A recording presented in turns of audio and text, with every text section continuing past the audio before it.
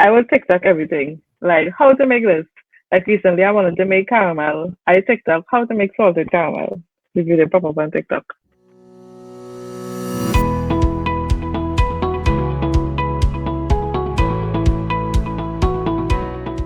So my name is Tanya Dinanat Alexander. Let's forget the Alexander.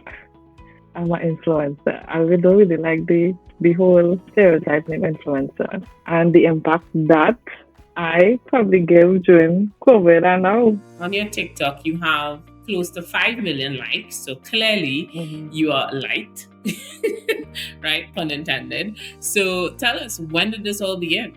During COVID, definitely during COVID, my sister and I decided to join TikTok because we didn't really have anything to do. We was home because she's a makeup artist, I'm a nail tech, so we could not do anything. So we decided to join TikTok. And from there, everything just went like the followers and the interaction we used to get with persons on social media was so nice. So we decided to like be ourselves and engage with people. Yes, social media is the thing. To be honest, we didn't decide to do anything.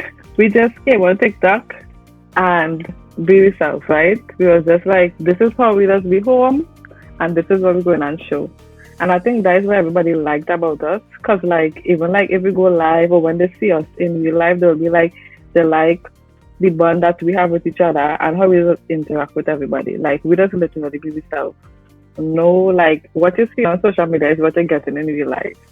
That's a pretty good piece of advice because a lot of people may see other influencers or other content creators and be like, well, I want to try this and I want to try that. Why do you think it's important for anyone out there to just be themselves when creating content? I think that when it's like when I watch influencers, international or locally, you would try to like, okay, this person does do skincare content. I think I want to do skincare content.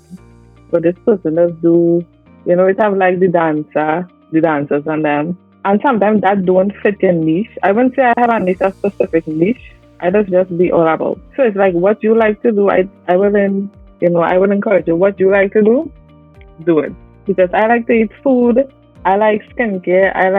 We family oriented. Self-care. Basically, that's it. That's why the food. How important was it to have them to be part of this journey with you? Really good. Because to be honest, my sister she have TikTok page and she used to record my mom cooking. So most people they'll be like, they had known her before, getting to know me because of the cooking videos, but she recorded with my mom. So like having like three of us, most times like it would be all of us, my mom, my sister, myself. Sometimes my dad would join in, my brother don't really like the social media thing, and then my little sister. So everybody have their own personality. So when we like there, it's like we feeling like we're home. It's nothing new. It's just like we record and everything. Wow, it sounds like a local version of the Kim Kardashians without the plastic surgery. Okay, edit that out, guys. Edit that out. People used to say that. It used to be like, this is the local Kardashian reality show. I really enjoy TikTok, like strolling through, and I will be watching international content. Like my favorite page is international content. So I will be like strolling through TikTok.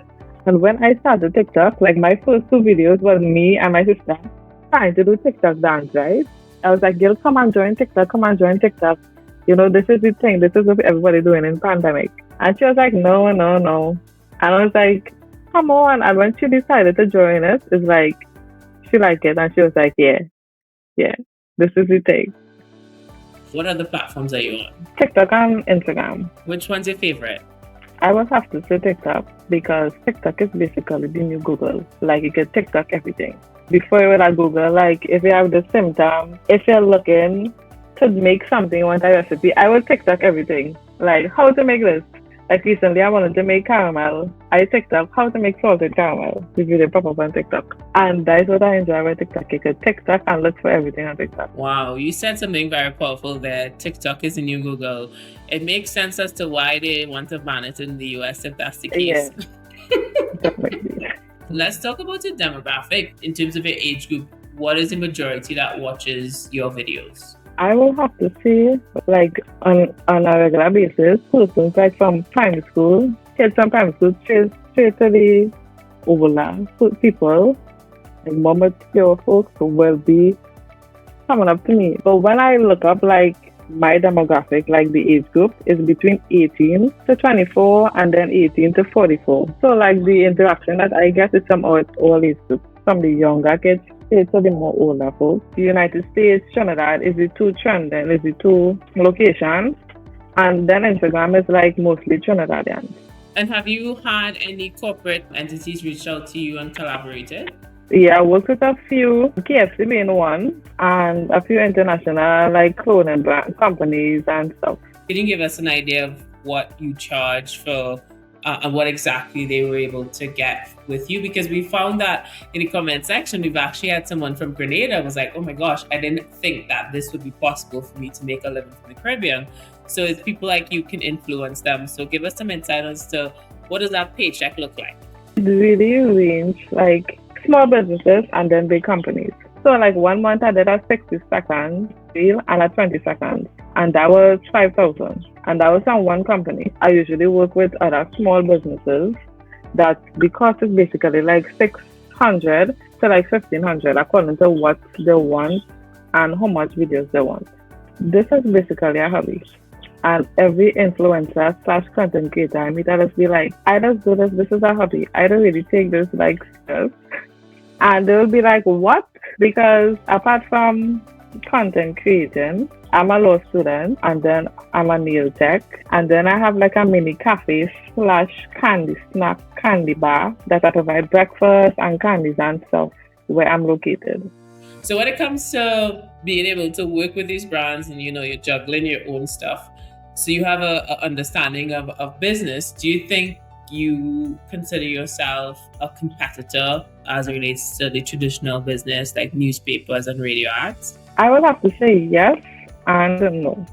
Yes, because create like promoting and doing ads for like companies and brands and stuff, most times you get to do it in your way. Like, you know what your audience like, so you're captivating that and you're putting out the ads and the content to your audience liking, right? And unlike radio, like how long for the day? Like most times, most persons listen to the radio station probably like an hour and a half, 2 hours for the most, tops for the day. And that is basically like you're driving to work in a taxi, you're popping a store or something and you hear the radio station. Social media platforms, person's screen time, I am positively sure for the day is basically like 3 to 4 hours screen time on TikTok scrolling through. And this is where your content pop up, your ad pop up. And it is there to stay. It's not like the same old radio ads, the newspaper. Most persons read the newspaper, they read the first 2 pages. And that is basically it. You mentioned earlier that you're not a big fan of using the word influencer, but let's be honest, you are influencing people. So in terms of, content creation, starting this off with your family during lockdown and still continuing after, what do you think is the biggest myth people associate with being online and creating content? That it is so easy. Anybody could do it.